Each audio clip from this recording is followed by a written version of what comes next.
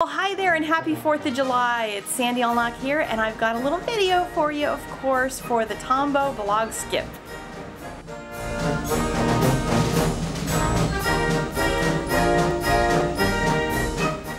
I was outside in the front yard doing some gardening, and all of these marching bands went up and down the street. You can probably still hear them going on. I have a feeling they're going to be there for a while. And I decided to come in and make a card that was inspired by it. And I'm going to use Mo Manning's image called Waiting for the Parade.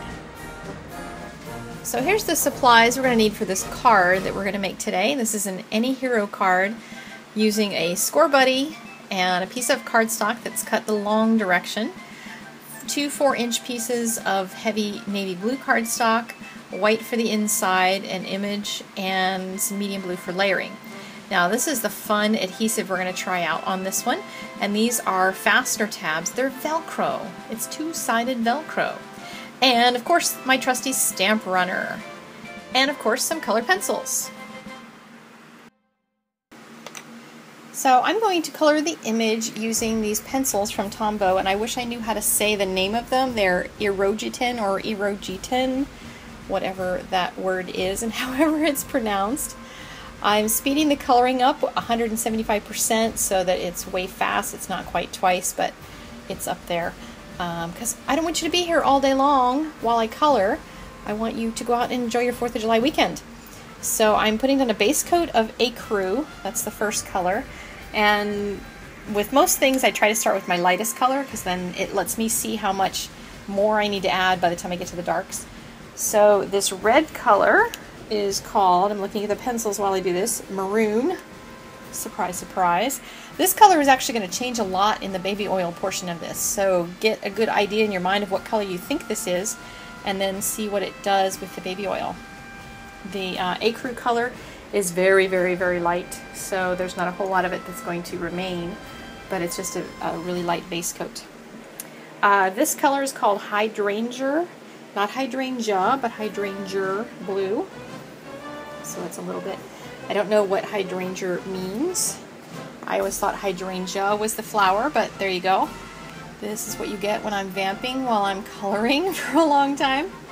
So I'm adding a few little accents of the red, and now here's some orange.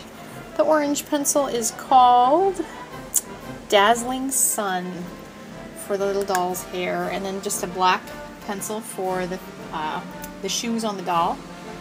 Now for her base color on her hair, I'm using Cinnamon, and it's a little bit lighter color. It's going to be the same color I'm going to use for the shadows on her skin, so I'm going to go over this as well and add some terracotta to it.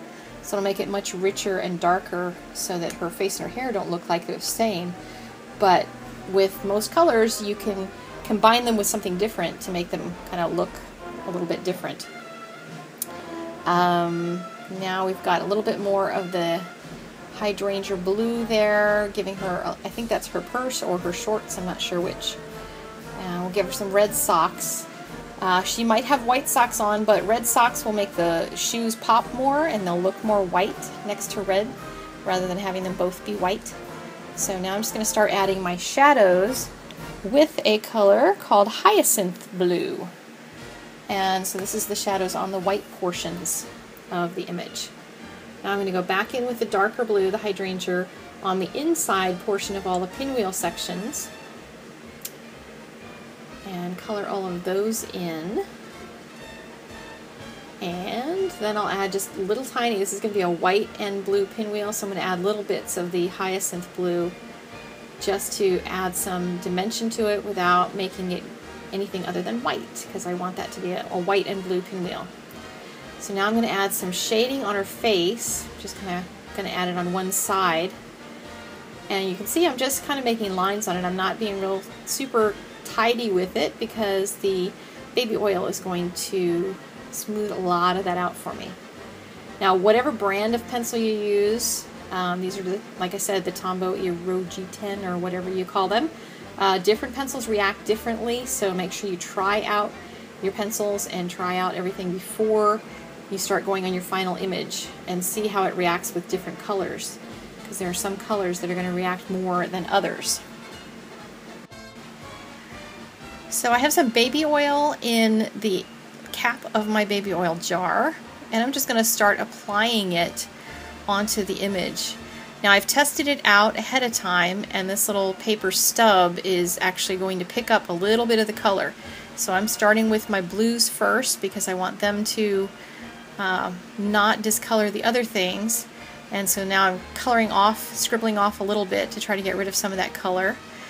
And then I'll go into some of my flesh tones and just cover over those so they start to blend. And you'll see they intensify a little bit as you blend over top of them.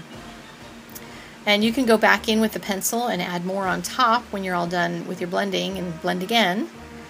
But I'm just going to do one layer of blending on this. And then the final color is going to be the reds, because you can see these really do take on a whole different look when the baby oil is applied. But you can definitely see that it does rub off. And so she's going to be sitting on a curb, and I just scribbled in some light pencil in there. And I'm not even going to use the baby oil on that. Now we're going to start with our piece of cardstock, and we're going to score it at 4 1/4. And let's get a nice good score there, get it folded over, and I'm even going to make sure that it folds really nicely and use the bone folder that comes with the score buddy to make sure it's nice and crisp. And then add another at 4 1/4. Now you may need to shave off a little bit of that other side once you get done here if it feels too snug right in there on that piece, but mine is going to fit just fine. And now I'm going to assemble the parts.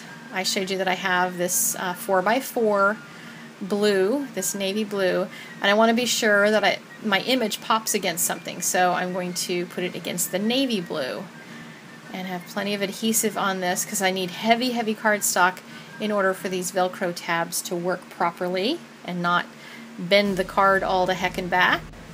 I'm going to use a lighter blue for my image layering because on this one I want to make sure that that pops against the navy blue. It's also going to be against some red as well, but I want to make sure that it shows up and has a good layer on it. So I'm going to center that, press it down well. Now I'm going to add a whole bunch of adhesive. It has to be really good and sticky at the top because it's going to take some abuse. And I'm going to stick it on the top portion of the card and get it all pressed down well. And the next thing is going to be to put some stars on because I just wanted some random stars flying around her. And there's also a stray pencil mark there that I needed to cover up. So I'm just going to place some stars on the side here, kind of kitty-wampus. I'm going to go with the rule of threes that Paula taught us in boot camp on the Stars and Stamps blog. And now for the little fasteners. This is so fun to just try a different thing. But all you have to do is stick it on there, peel the back off, close it, and press it down. But then you peel it up, and it's got 2 pieces of Velcro, one on either side, that line perfectly. Now I would recommend, if you're going to use this, just open and close it a few times so it gets the worst of the stickiness off, so that whoever gets it is going to know that they can open it. Now I added a sentiment inside with a sticker and some alphabet stickers, and now I can write my note on the very inside. Isn't that just a cute little card? Thank you so much for spending a little of your 4th of July weekend with me. I really appreciate it. If you enjoyed this video, pretty please click that like button down below. It really helps out the channel a lot. And if you're not a subscriber yet, I would invite you to do that.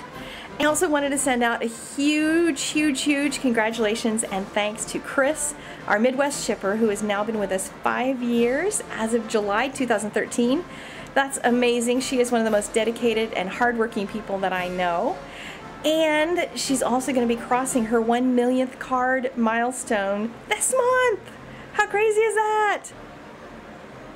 So thank you, Chris, so much for all that you do for our heroes, for Operation Right Home, and for our card makers. And I hope that they all treat you really good and send you lots of extra beautiful cards in celebration of your 1 millionth milestone. Alright, that's it. I'm going out to do more gardening and watch the parade some more. It's still going on, so I'm going to just enjoy it. You guys have a great Independence Day weekend. Bye now. you.